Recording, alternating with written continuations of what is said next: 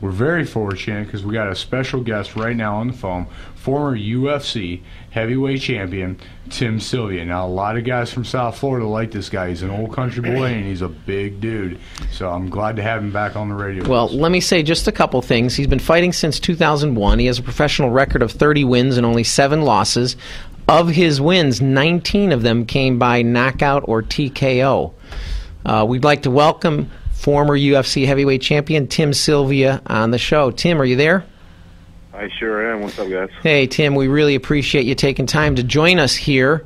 In knowing you were going to come on the show, I wanted to say, hey, let me look at who this guy has fought. And you know what? I was really impressed to see some of the opponents you faced, both with victories and with defeats, in the sense that really up until the last couple of defeats you've had, your losses came to really solid guys. I mean, Frank Mir, Andrei Arlovsky, Nogueira, Fedor. Nobody could fault you for those kinds of losses. My understanding is you're looking to get back into the UFC. Is that where you're at this point? Yeah, definitely. I coming upon 40 in the next probably 4 years, so time to think about retiring, and no better place to hang up my gloves in the UFC, when I'm finished. Well, I did get a chance to see your video clip where you were talking to the fans to send a Twitter message to Dana White to bring you back to the UFC. And you know what? After watching that and looking at your record, you know what? I'd love to see that happen, because I do think, obviously, there could be some real interesting matchups they could put you in on.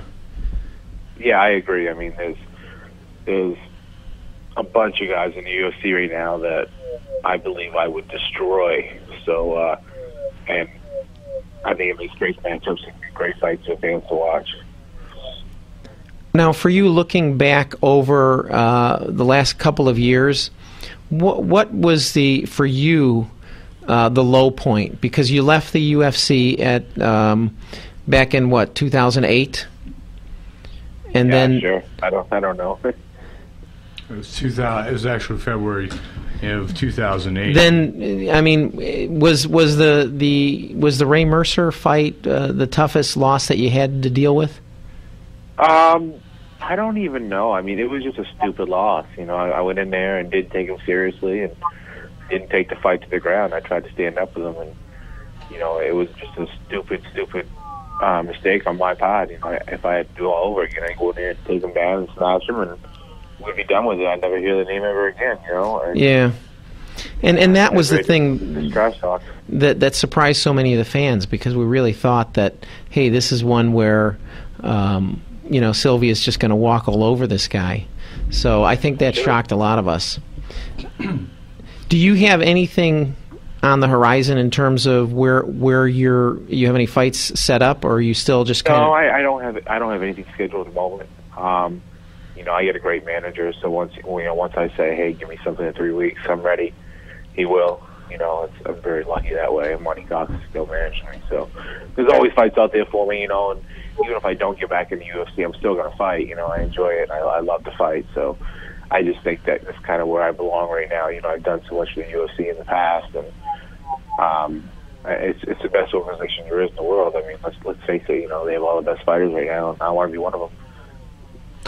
Tim, with a lot of fighters that looking for a rejuvenation in their career, do you find that staying with the camp is you've been with Miletich since the beginning? You find that staying there is a help, or do you think there's something that you read all about these guys that move on to a new camp and then back and forth?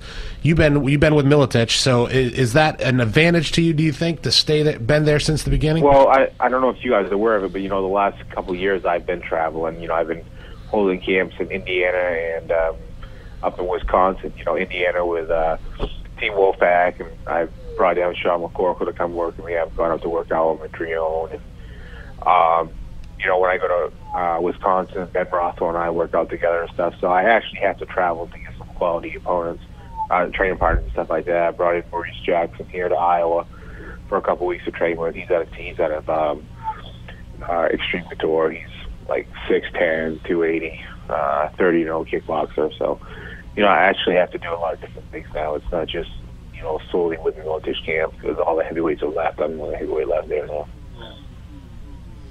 Do you feel in the future that when you go back to the UFC, and we're hoping that you do, who would be some of the guys that you want to stand up and bang with? That's what I want to know. I want to know who you got your. I want to fight Judge Congo, Stephen Struve, Dave Herman, Warcraft. Pat Barry is one of my good friends, but man, we would put on one hell of a fight.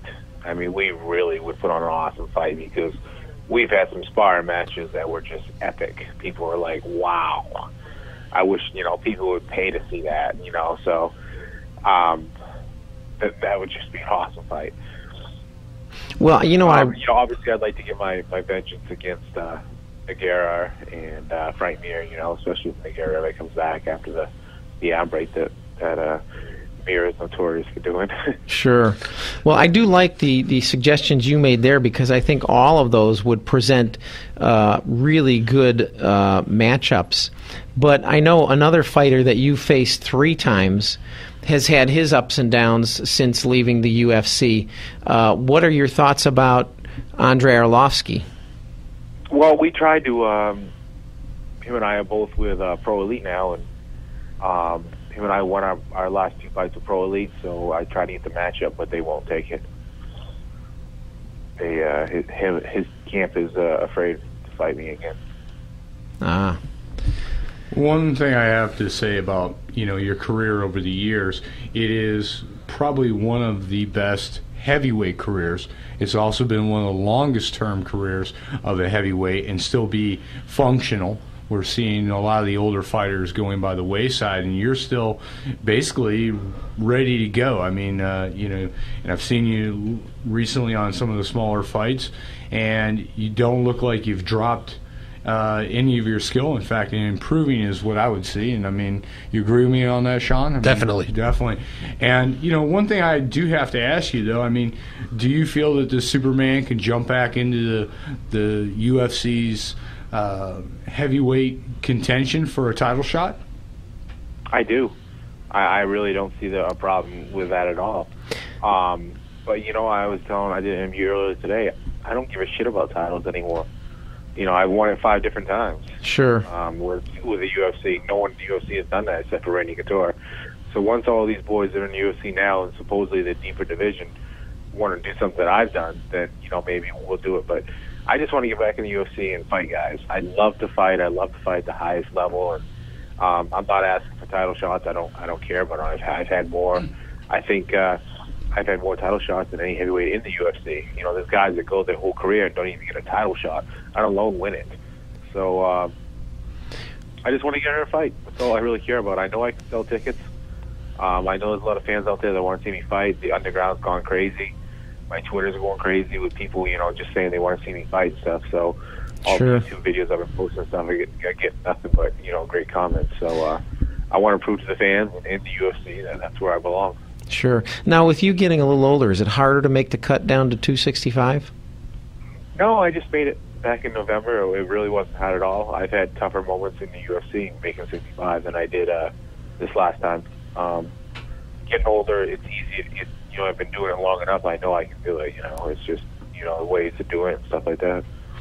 Well, you know what? We really appreciate you coming on the show. We really are going to encourage our listeners to get out there and send a tweet to Dana White and let him know that bringing Tim Sylvia into the heavyweight mix would be a good thing. It's just definitely. You got to tweet Dana and Lorenzo. I think Lorenzo's only got 80,000 followers. Dana's got 2 million, so yeah. He never even sees his tweets. But I think pretty sure Lorenzo's seen him. Joe Silva, he needs to see him and stuff like that.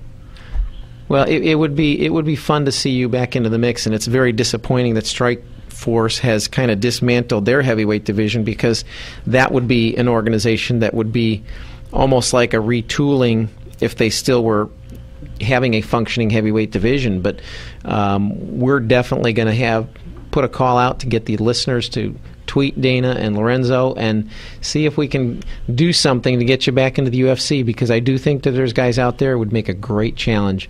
And we want to say thanks for taking your time to give us a call, and we're looking forward to seeing you in the ring in the future. And we look forward to actually seeing some hands raised here and there, so you got some wins under your belt. And right on, guys. I appreciate it. Make sure you guys follow me on Tim Sylvia MMA at twitter.com and check out my fan page on Facebook. Absolutely. Thanks again for giving us some of your time, Tim, and we wish you the best and look forward to seeing you fighting again in the future. Right on. Thanks, guys.